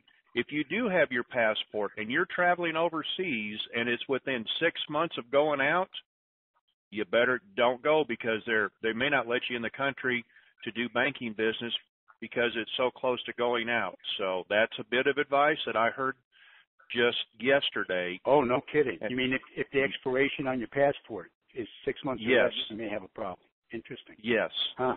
Never heard that one. Well, that's good to know. Person had a little issue. Yeah. I got one more for you, Heiko. I've been waiting to ask you these questions. I've had them on my desk for about 2 weeks now. It is them. Do you negotiate with it first, last, and what are you going to start off with? I heard Joseph talk about that 625, and just start there. And I'm all about philanthropy and foundations and teams to run these foundations and all that stuff. And I've got my pitch to talk to them about getting that. And I have the ability to know a lot of people, a lot of wealthy people. Yeah, well, whatever. I'm going to be able to do this. Sure. So that's what Jerry, what can I do for my country? This is a gift from God, and I'm not. Hold on. Okay. Yeah. I'm gonna ask Jerry, and Jerry, I don't need to get out the battery and the cables, right? I don't need no more shock therapy. You know the drill on this one. Yeah, I know the drill. So, sir, I'm going to go ahead and mute you out so you can listen here. That would be great. Hey, I appreciate it. Nice to meet you and you too, Heiko. I hope we run our paths off again. Thank you, sir. Talking to you. Yes. So, if you want to do humanitarian funds and things like that, we're asking for 15, because the bank is going to be making a whole lot more above that when they go to turn it in. So the less they give you, the more they make. hence the used car salesman analogy. I'm going for 15, and I won't accept a penny less than $14.99. So I'm thinking I'm pretty flexible there myself. No, in reality, you can start with a Zim or you can start with a dinar. It doesn't make any difference because you can tell them what you got. I think when you call the 800 numbers, they're going to ask you what you have, so you're going to have to cough it up there anyway, because that determines where they're going to send you. But that's an interesting question about what do you start with, because I've always just, I don't know why, every time I go over, my exchange and my picture of what's going to happen, I'm starting with dinar, I'm moving on to dong, and then Zim is the last. But that's an interesting question. That really is. I expect I'm going to see what they lead with. Absolutely. So, and are you the first one in the door or near the last one?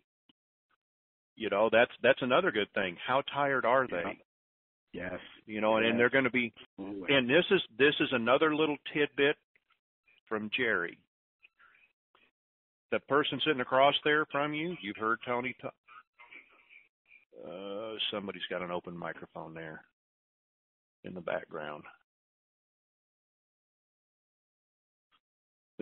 A little tidbit from Jerry. I'm going to try this, and then they may not accept it.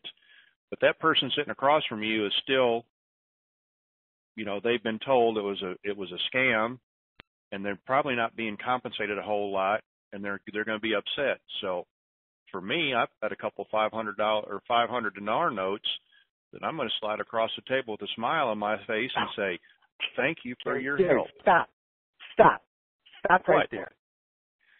You're not going to do that. Okay? Okay? You're not going to do that. No one is going to do that. Everybody on this call, nobody's going to do that. Okay? Please. I know, but it's just a Texas thing, okay? I'm polite. Okay. Well, there's nothing wrong with inviting them to the Super Bowl. That's okay. You can invite them to the Super Bowl as your guest. You cannot move anything like currency across that table. Oh, well, maybe it drops on the floor and I missed it. Whatever. Just let it go. Rewind, Gizmo. Do not put that out. Okay. Yeah. Oh, okay. Gizmo, don't put that out. Disclaimer, Jerry was just talking out of his butt again. Boy, are you lucky this is your call, bro. There you go.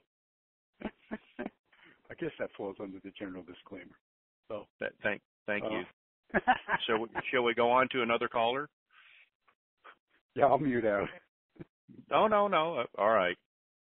Well, I'll mute out. If you want me to come back in, I'll come back in. Okay. Let's go down there to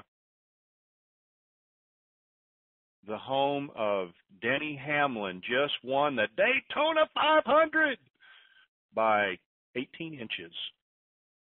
Daytona Beach, Florida. Come on down, 386. I've got you unmuted. Daytona Beach. Yes, there you go. Yes, that's you. You're flickering. Sir, ma'am, you're unmuted. 386. Come on down. 386. Do you hear me? Yes, go ahead. Yes, thank you for taking my call. I wanted to ask a similar question that's been asked, but we've heard just the other day on one of the calls where I forget who was saying it, but they said that the Zim, because of the Chinese had decided that they would give us the rate of the yuan, which was about 650. They were saying that that it's possible that would go for the dong as well as for the Zim. I'm asking if you were to take that type of rate, would that be under contract, or would you be able to just negotiate it to that amount?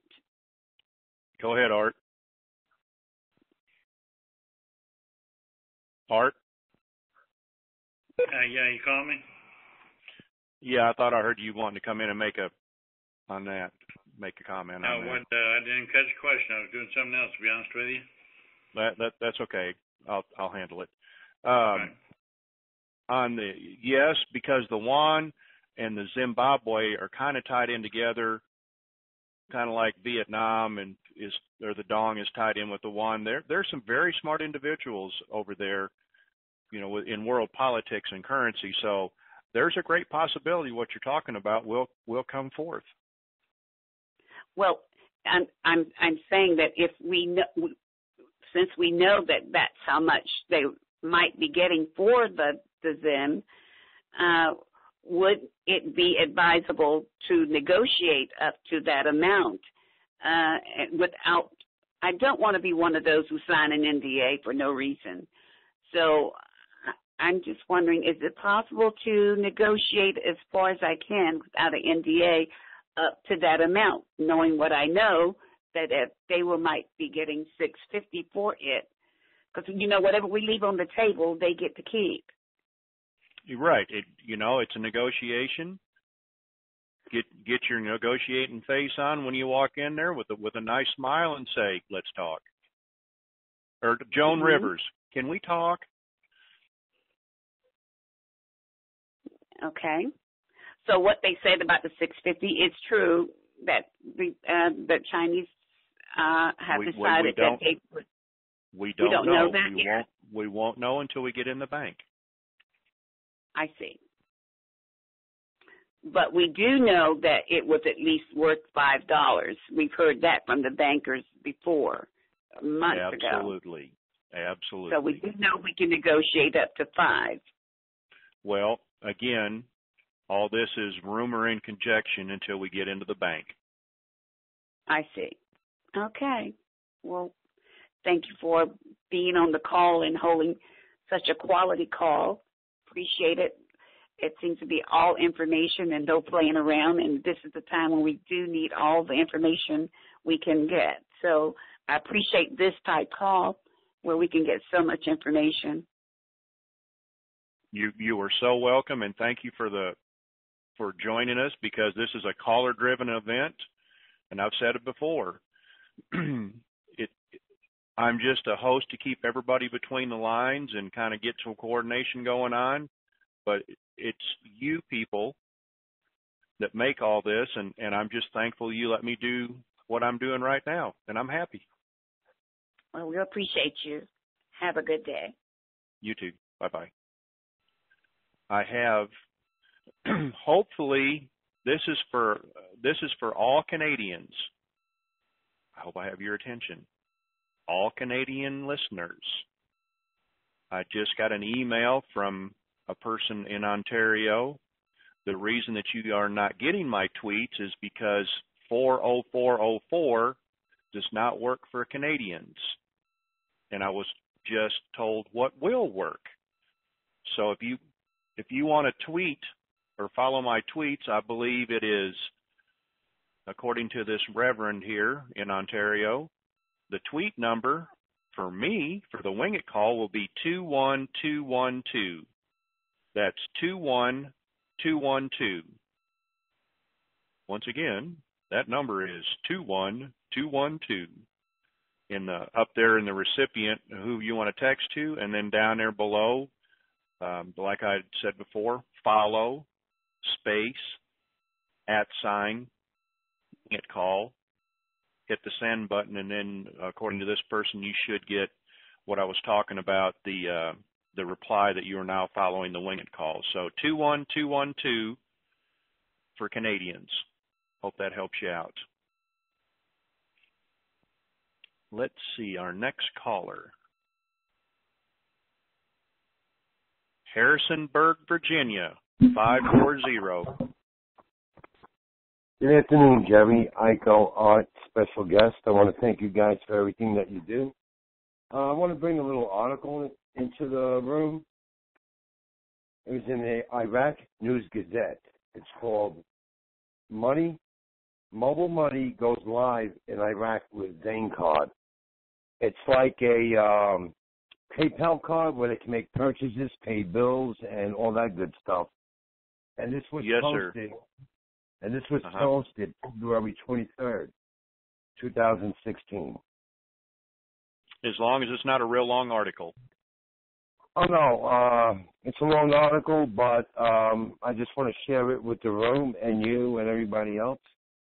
Can you give us the redneck version? No, I know I'm in Virginia, but I'm originally from Brooklyn, New York, so I can't do that. Oh, well, give me the Brooklyn version of a short story on the article that you're talking about. In Texas, we call it the redneck version. Okay, bud, I got you. They say it out here, too, in Virginia. Okay. It's called Mobile Money Goes Live in Iraq with Zane Cash. Let me click the article.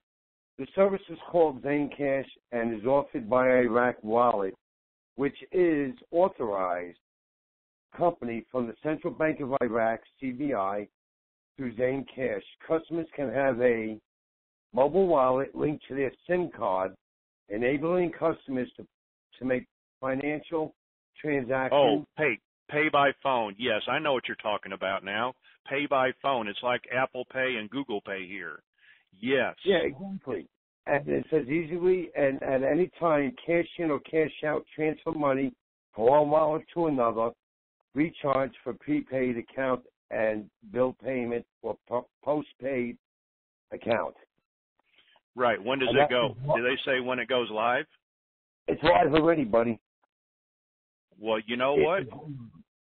That's just another indicator. We're right there on that. Show me the money.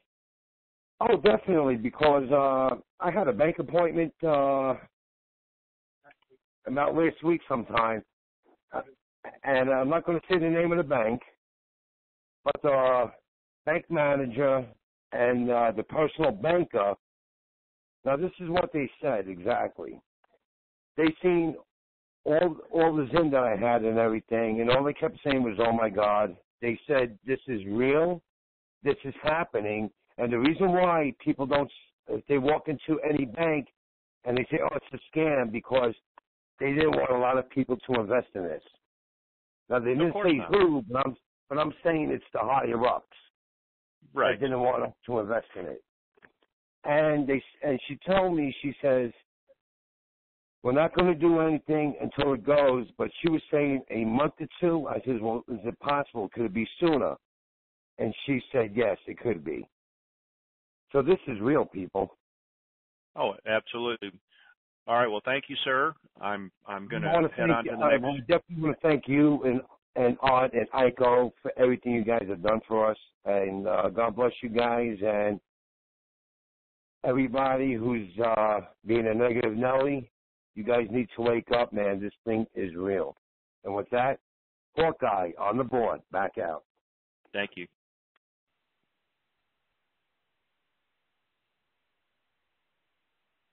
Nashville, Tennessee, 615. Hello, Nashville, Tennessee. Yes, sir, go ahead. You guys were talking about the Zim and that humanitarian stuff. What I've been told is the banks are going to tell you a rate, and you got no humanitarian. That's going to affect how much you're going to get. If you come in with a couple, three ideas of where you're going to be giving your money to, then that's going to up it. And I was told by a very knowledgeable person about this. He said roughly 30% is what he claimed was be held back out of your whatever you get. Does that make sense to you, Jerry? Yes, sir. I apologize. I got a text here that I was reading. Yes, but it does. Well, that's what he told me, and I've just done a bunch of mission statements and probably going to give them some kind of a document so they know that I'm serious about this. notarized, and then we'll go from there on the negotiations. Anyway, yes, I just sir. want to pass that along because I ran into somebody who told me this, and I thought it was very good information. That is very good information. Thank you, sir, for bringing that in. And I hope, are you following the tweets? And I hope I've given out enough information. We've got the new website now. Yes, I got all that. And the email address. Do you have our email too? Don't have that one, I don't guess. I haven't talked about that yet. Well, anyway. It's the WINGIT call at gmail.com. WINGIT call at gmail.com. Okay, I'll get that set up so I got a copy of it. Okay, well, thank you for your time. Thank you, sir. Appreciate you. Okay, bye. Bye-bye.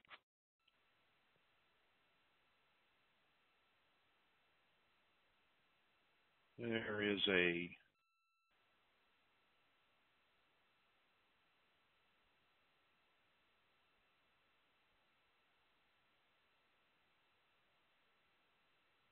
oh yeah, that's a thank you for that text. That's a nice read, but we can talk about that later. I don't want to say his name on the air. He told me not to. So you know who I'm talking about. He was talking about the price per minutes and the change that's going on. Let's see. Stuart, Florida, 772. Come on down. Hey, Jerry, I'm celebrating the call with a land shark and a lemon. Oh, it's good, isn't it? Yeah, and it's not a girly drink either. Absolutely not. How does it feel to chug, chug, chug, or, glug, glug, glug? You don't even need a bottle opener. Absolutely not. You just twist it right off, and down she goes. So what can we do for you today? Okay. I'd like you to clarify for me the concept of 1-to-1. Does that mean that $1 would be equivalent to 1 dinar, $1 would be equivalent to 1 dong, $1 would be equivalent to 1 zim? If we're asset-backed, is that what that means? Yes, that's what they call parity. Trying to bring everybody into parity. So there's not such... Mm-hmm. So even a zim, even would that include the zim? Yes, but when this goes down, the theory is we're not going to be asset-backed. We're going to be fiat-backed based, where you can get one last little hoorah on return on your money for like a second RV. Right. Mhm. Yep. And then when they go gold-backed, I just can't believe that the United States would allow the whole world to be gold-backed and us not for more than 5 minutes. With everything that's going on behind the scenes, in my personal belief system, I believe that things are going to go in the people's favor for once since we've been on this planet, and I think it's going to work out real good for us. But I've just been confused about that, and I think other people have been confused about that. And in the bankers, will they know? If you walk in and say you hadn't heard any information other than the RV has been initiated and you've got your 800 number and your appointment, and you walk in and you're totally blind to this, if you ask the banker, are we gold-backed or are we still asset-backed, do you think they would know? Heiko, help me out here. Rockstar, I'm going to unmute you. Okay, unmute me. Okay, you're unmuted. Go ahead. Can you hear me? All day long. Can you hear me, sir? Yes, sir. The people at the exchange centers will understand what you're talking about. The people at the branches probably won't. But you're right. it is in our favor now. That's the thing everybody has to remember. They're trying to make money off us, but they're not trying to pull the wool over our eyes. It's like, it's a legitimate negotiation based on your personal knowledge of all the details. So in that sense, it's an honest negotiation. Obviously there's going to be a winner, and the bank's not going to go for a win-win situation. I don't think that's their goal, but they do want to keep you there under any circumstance. So there you go. That's your ace in the hole. Every time you feel uncomfortable, just say, they want to keep me here. So I'm going to do this. You follow? Mhm. Yep. Okay. Yeah. Okay. But does that really answer your question about the one-to-one issue? Yeah, I think it does. I just wasn't sure, that we would, if we didn't know exactly what was going on and they offered us this really low rate, people would go, well, what the heck? I'm out of here. And not knowing that, hey, wait a minute, this is very good. We're asset-backed if that happens. I just think a lot of people don't really understand that point. No, they don't. And unfortunately, it's an abstraction. It took months for me to wrap my head around it, and I wanted to wrap my head around it. I wanted it to be true, but I had a hard time explaining it to myself. So I think the good news is that we probably won't have to go into that negotiation one-on-one as an asset-to-asset-backed negotiation, because that would actually take that's going to take more skill come out on top than the fiat to fiat. At least the fiat to fiat, we're going to make really good money just by default, just by having the international rate, there and knowing there's market rates. So that's the blessing there. But if it does go asset to asset, the best advice I can give is they are still getting a lot more than they're offering. So the goal is still the same. The goal is to try to figure out what's the very best they can do. Okay. Well, and and I have, you're saying that you're going to, if it's fiat, you're going to go right away, I suppose, and take your money and buy yuan. Hopefully, when it goes gold back, would give you 6.5 to 1. What about the Corona or any of the other currencies? They're not going to rise like the yuan. Is that correct? They're more stable. No.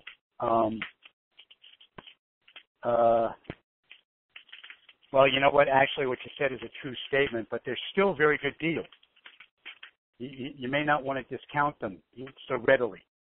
You don't have to like the Norwegian krone and the Swiss franc and those currencies, right? Mhm. Yeah. But They're. You don't think it would? Say that again, please.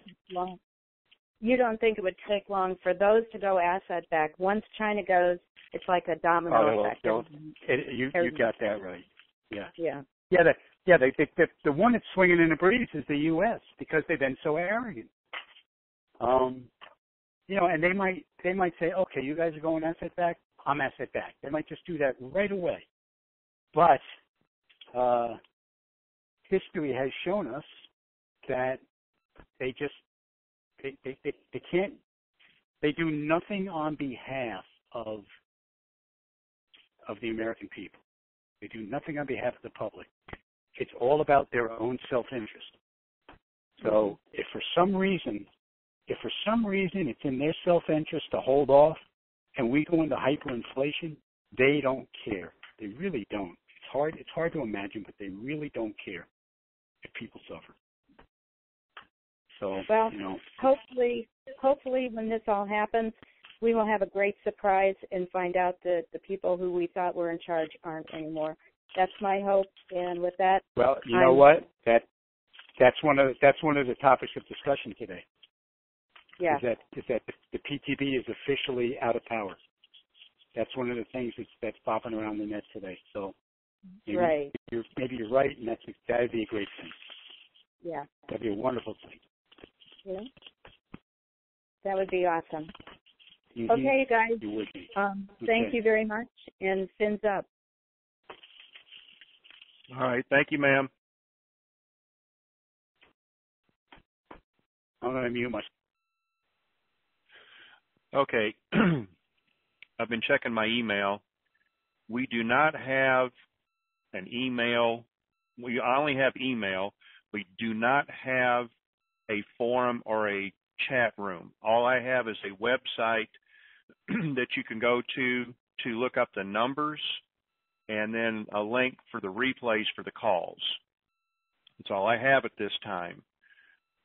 No forum, no chat room.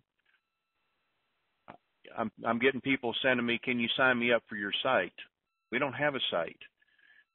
You're going to have to go to the WINGIT call at gmail.com if you want to email some questions. And then the home page, or I call it the home page, the wingitcall.com is where all the numbers are for the call, the primary, secondary number, and the link for the day. And then later on today, we'll have the replay link posted at this site. When I say site, the website. The wingitcall.com is where you can get all the information about the call, but we do not, and probably not going to have a forum or a chat site, but somebody is really, as I like to call her, Angel 2 is really twisting my arm hard that she wants to do something like that. I'm taking underneath advisement. I don't know how much more twisting I can take, but I'm holding out as long as I can. So I just want to let everybody know that the email is thewingitcall@gmail.com, and then the website for your information is thewingitcall.com. I know it sounds a little confusing, but I try to keep it pretty simple. And then you got Twitter, and the code word is depends when this goes down. So let's go to our next caller, which is going to be a repeat caller. Sherman, Texas. Come on down.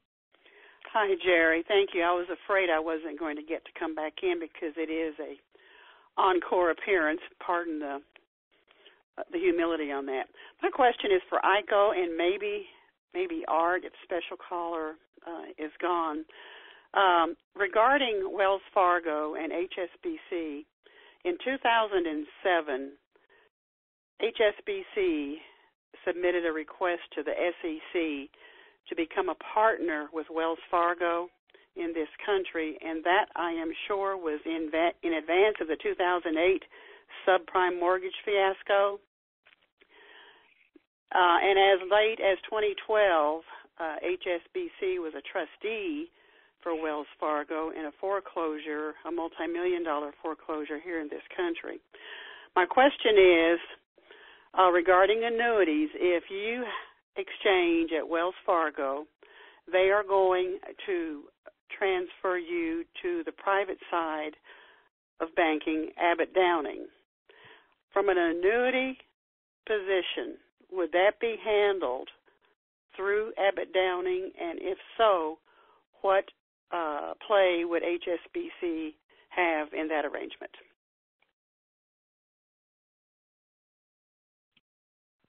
Art, Iko, because it's out of my league. I'm not afraid to admit that a bit.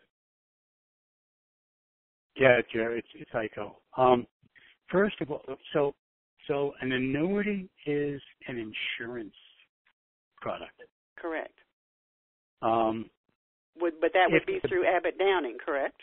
Well, but even if Abbott Downing sets you up with an annuity, they're gonna hand it off. They're gonna take a fee for setting it up, but they're gonna give it to, I don't know, whoever, Travelers, Principal, New York Life, any one of those guys. It's an insurance product, and Abbott Downing is not an insurance company. So you'd actually do better going through your financial advisor. And quite frankly, it's a way for him to make a little money instead of the bank. Sure. There's going to be fees with an annuity.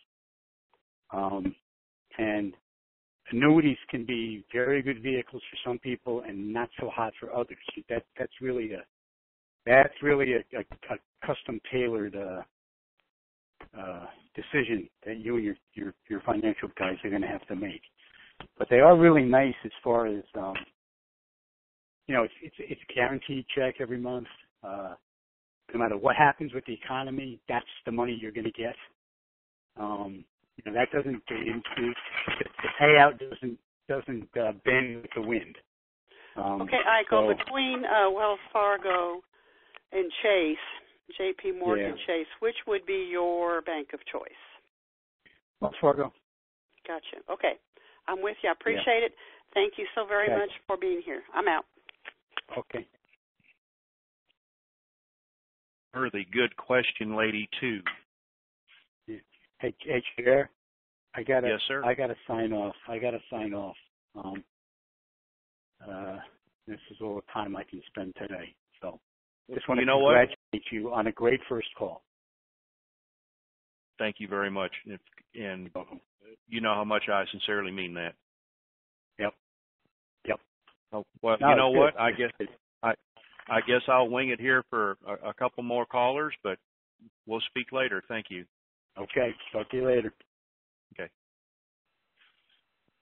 So, a couple more callers here.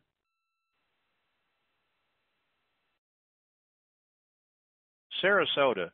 Don't they have some big horse racing event down there in Sarasota? Hello. Sarasota. Can you hear me? Yes, ma'am. Yes. Okay.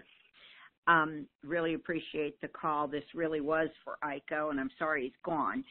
When he was so kind to give us his plan, he said he would be opening 3 accounts. I am assuming he is opening 3 accounts because he has 3 currencies. If you had 5, would you be opening 5?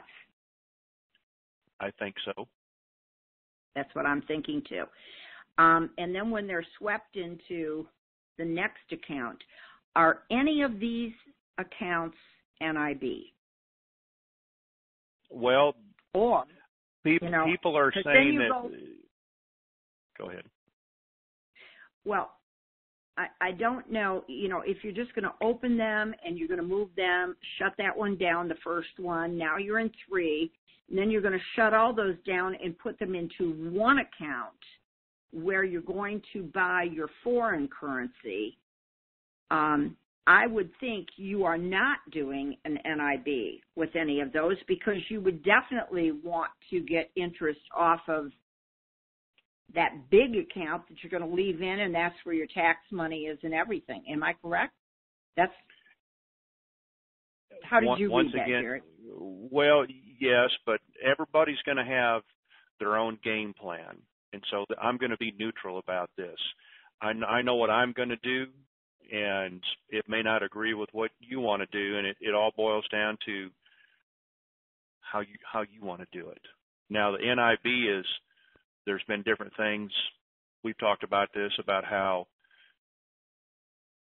if it's a non-interest bearing, then the bank can't do a bail-in or bail-out because it's still your money, and they're not paying you interest, so they're not taking anything about that. There was a form. Correct. And since I don't have the website or the chat room, which I'm not going to do, I could post it there, but do you understand? I think we can all find that. We can all find that. Yes. You understand what I'm saying? We can all find yes. that. But, yes, ma'am. I don't know. So you're not in those accounts for even an hour. You're still sitting there with them when you're opening the first one. Then when you open the next 5, then you close all of those and put them into the major one that you're going to purchase the foreign from. So I don't know if you need it. because then your money, but is there going to be a limit on how much they will allow us to purchase in foreign? I mean, because some people are talking millions, some people are talking billions. Yes. Again, and if I were talking billions, that's a lot of money in foreign currency. Yes, it is. But if you put it in the yuan, you know, you might have another little mini RV with the extra money you're going to get through the exchange rate if we're still fiat to fiat. So it's just something to think about. Mm-hmm. Do you think that account ought to be an NIB? Once again, it's going to be a personal choice. Boy, that's a big one. Yes, it is. Big one. Whoa. Well, I just want to say that, we really do appreciate how much we have learned. Oh, my goodness. We had never been in a chat room before we found you on the other site. We had never been on a call that made any sense before. And I have read everything that Iko's ever written, I think. I know I've listened to everything he's ever said. And, so many other guests that you've had. And I just can't tell you how much I appreciate it. We're not people that are used to this kind of money, and it's like learning a foreign language. So I appreciate it so much. Thank you. So what's the code word when we RV? Depends. Thank you. And when you say depends, are you going to give the 800s at the same time? I may not have them. I'm just going to say, if I send out a tweet that says depends in big letters, then we'll know where to find it. Right. Walmart, here you come for your depends. Gotcha. Okay. Thank you. Jerry, have Thank a you, great ma'am. evening. All Bye-bye. right. So I think we're going to wrap this up here. I've got just a little more, not housekeeping, but if I seem distracted, it's because I'm reading the emails, and a lady in Canada, that worked out for her on the 21212 number.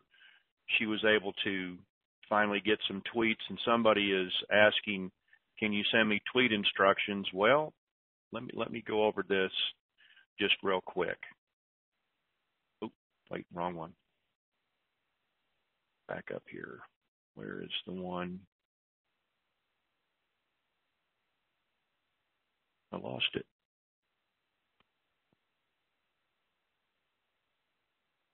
It's a guy from Canada.